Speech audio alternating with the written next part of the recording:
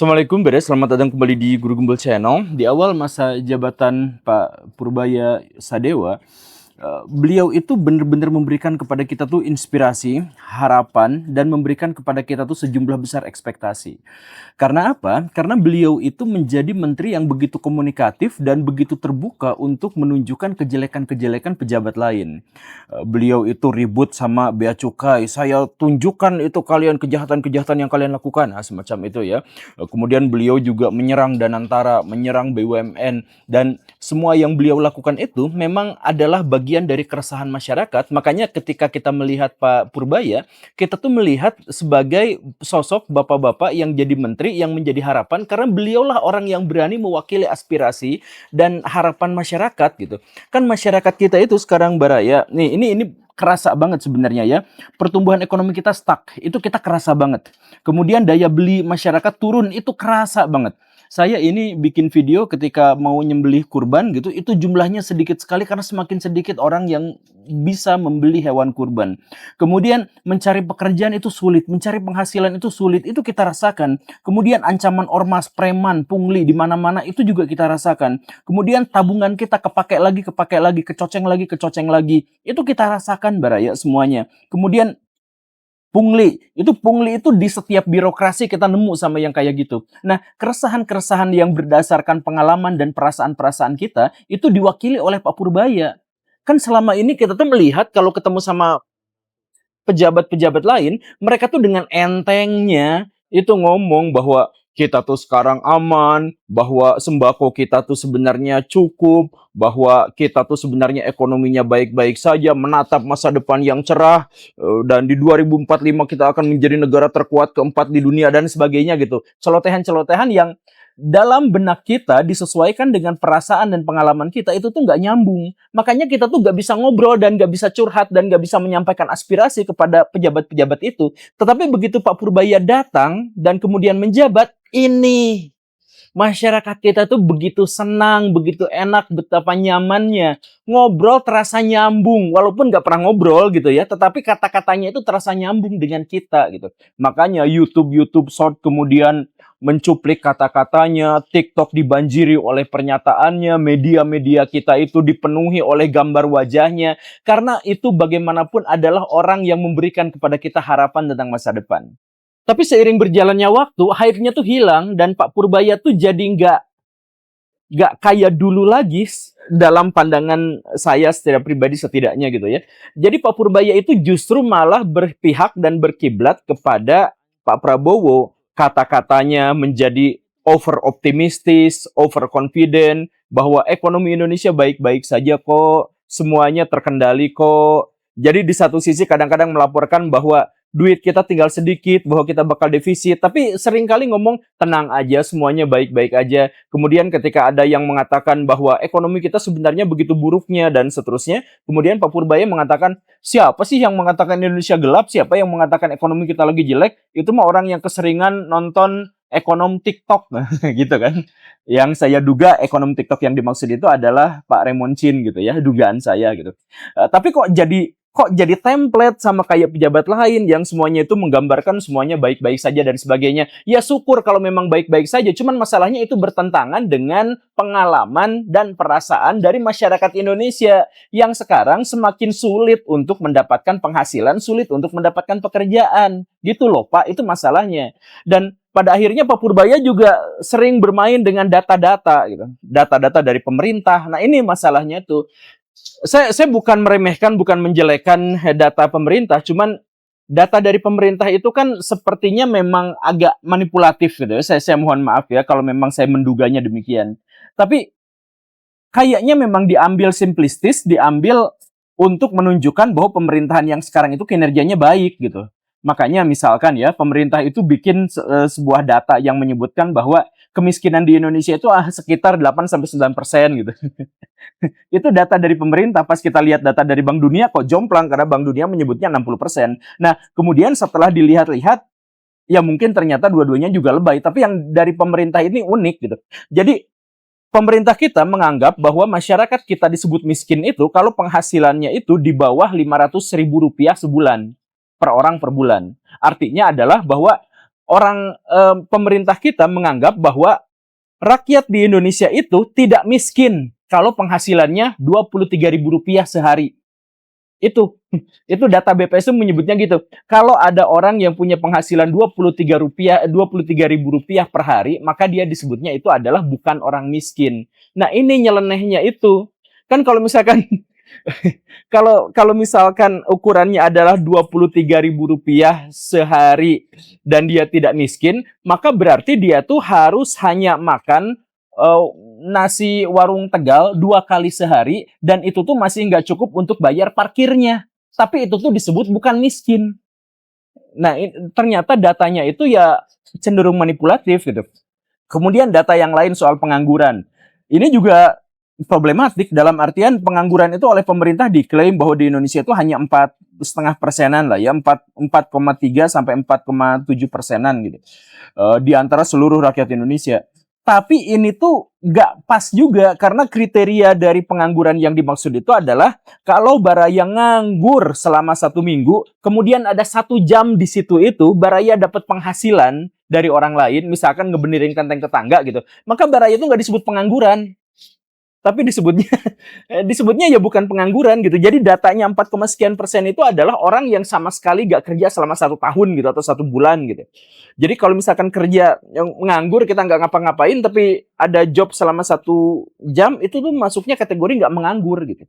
Nah, inilah yang akhirnya membuat pemerintah itu betapa sewenang-wenangnya mengklaim bahwa ekonomi kita baik-baik saja, rakyat sebenarnya tidak menderita, bahwa sebenarnya kekuatan finansial kita itu bisa bersaing dengan dunia luar, bahwa kita sekarang adalah nomor 1 negara paling begini dan seterusnya gitu. Itu menggunakan data-data yang begitu penuh rekayasa ya, saya mohon maaf. Dan Pak Purbaya ngikutin itu. Saya nggak tahu kalau di dalam hatinya ya, tapi setidaknya beliau itu sekarang tuh sering mengatakan hal-hal semacam itu. Bahkan Pak Purbaya itu sekarang jadi tukang nyebokin Pak Prabowo gitu. Kan Pak Prabowo itu setiap pidato itu banyak blundernya gitu ya. Jadi saya pikir Pak Prabowo itu terlalu sering pidato gitu ya, nggak kayak presiden-presiden sebelumnya. Tapi sekalinya pidato tuh blunder aja terus gitu. Termasuk juga misalkan rakyat desa tidak butuh dolar gitu. Blunder kan, blunder. Sama Pak Purbaya apa? Dicebokin. Jadi Pak Purbaya sekarang itu turun derajatnya karena jadi tukang nyebokin blunder-blundernya Pak Prabowo gitu. Saya tidak tahu kenapa, tapi ada kabar burung yang tidak benar ya, tapi kabar burung lah ya. Kabar burung yang tidak benar, ada dugaan bahwa Pak Purbaya itu di briefing. Karena di video saya yang lampau juga kan dijelasin Baraya bahwa Pak Prabowo itu kan sebenarnya adalah orang yang pada akhirnya tidak disukai oleh pejabat-pejabat yang lain karena kerjaannya itu adalah bongkar-bongkar aib pejabat yang lain gitu, bongkar-bongkar instansi yang lain. Makanya kabar burungnya Pak Purbaya itu di briefing. Pak, Anda itu jangan kayak gitu dong. Anda itu egois, tahu nggak? Anda itu hanya cari-cari sensasi, hanya cari-cari dukungan, hanya cari-cari simpati dari rakyat dengan menjelekkan pejabat yang lain, dengan mengorbankan marwah dari instansi-instansi yang lain. Coba, kalau Bapak kan seharusnya pejabat, Bapak itu harus ada dalam sebuah garis komando. Bapak kalau ngomong tuh nggak bisa cuap-cuap kayak Ferry Irwandi, kayak Remoncin, kayak Guru Gembul, kayak Timothy Ronald, nggak bisa kayak gitu karena ada garis komando dari atas. Jadi Bapak harus hati-hati ya kayak gitu tuh. Jangan sampai hanya demi popularitas Bapak, hanya demi Bapak nanti akan dicalonkan jadi wakil presiden, hanya gara-gara Bapak itu akhirnya tidak punya hater, Bapak kemudian menjelekkan pejabat yang lain. Nah, mungkin briefingnya gitu ya, mungkin saya emang nggak tahu, tapi ya ada kabar burungnya begitu gitu. Nah, itulah yang menyebabkan akhirnya Pak Purbaya sekarang juga pada akhirnya tidak terlalu kita dukung gitu. Maksudnya ya simpati kita pada Pak Purbaya itu menghilang bukan gara-gara beliau itu kinerjanya jelek gitu, bukan. Ini hanya sepenuhnya terkait dengan komunikasi gitu. Cuman maksudnya itu adalah rakyat Indonesia tuh jadi nggak punya teman nongkrong gitu. Kan kalau bapak-bapak nongkrong di pos ronda gitu, ngobrol ke sana ke sini tuh gak masalah karena nyambung semuanya. Alien dibahas, Tuhan dibahas, kemudian anak makan batagor dibahas, semuanya tuh dibahas. Tapi semuanya tuh nyambung gitu. Nah, karena itulah tongkrongan itu tuh berasa sangat berhikmat gitu. Berasa enak gitu. Nah, Pak Purbaya tuh dulu tuh gabung ke tongkrongan kita, merasakan penderitaan, merasakan susahnya ekonomi, relevan, ngomongnya tuh nyambung. Sekarang enggak. Sekarang tuh nyambungnya sama Pak Prabowo. gitu. Sekali lagi ya, bukan berarti kinerjanya menurun gitu. Cuman gaya komunikasi politiknya jadi tidak lagi sesuai dengan harapan kita sebagai rakyat Indonesia gitu. Nah, tapi apakah itu salah? Sebenarnya sih nggak salah juga, Baraya. Jadi saya pengen menjelaskan dalam perspektif yang lebih luas dan kita mulai dari sejarah. Jadi kan Pak Purbaya itu jadi over optimistic dan over confidence dan itu tuh menjadi sama dengan Pak Prabowo dan kemungkinan memang di briefing oleh timnya Pak Prabowo gitu. Oleh Pak Teddy, nggak tahu. Tapi em, tapi kenapa sih Pak Prabowo tuh begitu pidatonya tuh sering nggak nyambung dengan kita gitu, begitu sering blundernya, begitu overconfidence-nya, begitu buta realitas gitu, atau setidaknya realitas yang dia lihat itu sama sekali tidak sama dengan realitas rakyat kita gitu. Kenapa coba seperti itu?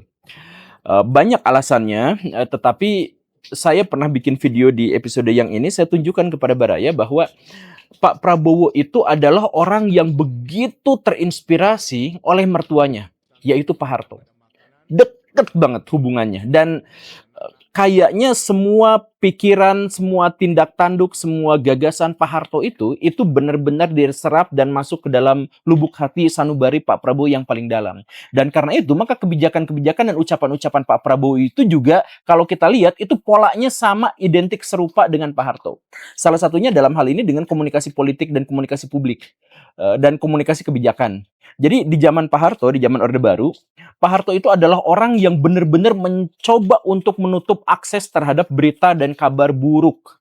Jadi ada orang dimutilasi, beritanya tidak viral, hilang begitu saja, digantikan dengan proyek nasional kita berhasil, bendungan ini sudah bisa digunakan oleh masyarakat dan seterusnya gitu ya. Kemudian ada cerita tentang korupsi, hilang, tidak viral, digantikan oleh berita capaian rakyat Indonesia sekarang adalah bisa bikin pesawat sendiri dan lain sebagainya gitu. Jadi Pak Soeharto itu benar-benar mendikte wartawan, mendikte jurnalis, mendikte semua media-media yang bertebaran di Indonesia. Semuanya digeledah, semuanya dipasangin intel, dan semuanya dicaci maki, di briefing untuk memberikan semua yang baik-baik saja tentang negara, pemerintahan, dan rakyat. Karena fokusnya itu adalah stabilitas nasional. Itulah yang menyebabkan bapak-bapak yang kelewat tua yang sempat menikmati Orde Baru itu selalu bilang bahwa zaman sekarang tuh nggak sebaik zaman Pak Harto loh. Zaman Pak Harto tuh piye kabari penak zaman kuto gitu. Ya semacam itu. Karena mereka itu adalah orang-orang yang kena propaganda, kena narasi-narasi dari Orde Baru bahwa semua itu baik-baik saja. Begitu. Nah, Pak Prabowo tuh gitu. Pak Prabowo itu mencoba untuk melihat itu, walaupun sekarang tuh zamannya sama sekali tidak relevan lagi. Gitu. Jadi ketika ada medsos, ketika ada YouTube, ketika ada TikTok dan sebagainya, Pak Prabowo tuh nggak ngeh dengan itu. Pak Prabowo tuh tetap setia pada buku-buku Pak Harto, tentang kehidupan dan biografi Pak Harto, tentang semua memori yang dia ingat tentang Pak Harto. Jadi kalau Pak Harto harus menceritakan tentang yang optimis-optimis saja, maka beliau sekarang itu menceritakan kepada rakyat bahwa kita tuh baik-baik saja, bahwa kita tuh aman-aman saja, dan lain sebagainya gitu. Sekali lagi itu bukan sesuatu yang buruk, cuman itu tuh jadi nggak nyambung, itu tuh nggak relevan, itu tuh nggak sesuai dengan yang pernah kita rasakan selama ini gitu. Daya beli masyarakat kita tuh lemah, Pak. Tolong Pak, pahami itu Pak. Kita tuh sedang ngeluh, bukan harus dibantah, tapi itu tuh harus dilihat dan kemudian ditindaklanjuti gitu. Pak, masyarakat Indonesia tuh sekarang tuh sedang sedih Pak, karena untuk mencari nafkah tuh sulit, untuk mencari pekerjaan tuh sulit, untuk mendapatkan penghasilan yang layak tuh sulit. Pak, itu tuh dengerin kata-kata itu tuh. Nah, tapi sama Pak Prabowo dan timnya itu tuh semuanya ditutup dan kemudian mengatakan kita baik-baik saja. Bapak yang memang baik-baik saja. Bapak itu, Pak Prabowo itu seumur hidup nggak pernah ngerasain miskin. Seumur hidup tuh nggak pernah ngerasain melarat, nggak pernah ngerasain kelaparan. Bapak itu dilahirkan sebagai ningrat, dibesarkan sebagai ningrat, dan diakhiri sebagai ningrat. Bapak tuh bangsawan. Jadi Bapak tuh nggak ngerti apa yang dirasakan oleh rakyat Indonesia tuh. Bapak tahu nggak, kemarin tuh teman saya tuh bunuh diri gara-gara dikejar-kejar pinjol. Yang pinjol itu tuh disahkan oleh pemerintah sebagai pinjaman legal. Itu tuh pahami itu. Jadi kalau misalkan melihat penderitaan itu jangan lihat dalam statistik palsu, tapi datang langsung ke bawah. Nah, bagian itu yang tidak dirasakan. Pak Purbaya dulu tuh mencoba ikut menjadi gerbong kita, tongkrongan kita. Sekarang hilang ke sana. Dan akhirnya sekarang rakyat juga jadi bingung. Coba sekarang kita tuh mau berharap apa rakyat tuh? Seandainya pahit-pahitnya, busuk-busuknya, jahat-jahatnya lah ya. Seandainya rakyat Indonesia berharap bahwa Pak Prabowo lengser aja. Siapa penggantinya? Ini Pak Prabowo itu udah menyiapkan semuanya, bahkan sampai penggantinya pun pasti adalah pendukungnya. Gitu. Baraya mau curhat ke polisi, curhat ke tentara, Baraya curhat ke partai politik, Baraya curhat ke DPR, ya alasannya jadi jawabannya bakal sama semuanya. Karena semuanya teman-temannya Pak Prabowo semuanya, udah dikasih MBG semuanya, udah dikasih tambang semuanya, udah dikasih gedung 40 lantai semuanya dan sebagainya, ya akhirnya ya kita sekarang akhirnya nongkrong aja sesama rakyat yang nggak bisa apa-apa. Tapi semoga video ini tuh bisa dipahami oleh pejabat-pejabat kita bahwa kalau misalkan kita menyampaikan keresahan itu tuh bukan sesuatu yang langsung harus diabaikan gitu. Tetapi kami tuh cuma butuh teman curhat bahwa kehidupan kami tuh nggak pernah baik-baik saja. Sejak masa pemerintahan Pak Prabowo. Terima kasih karena sudah menyimak. Saya Guru Gembul. Assalamualaikum warahmatullahi wabarakatuh.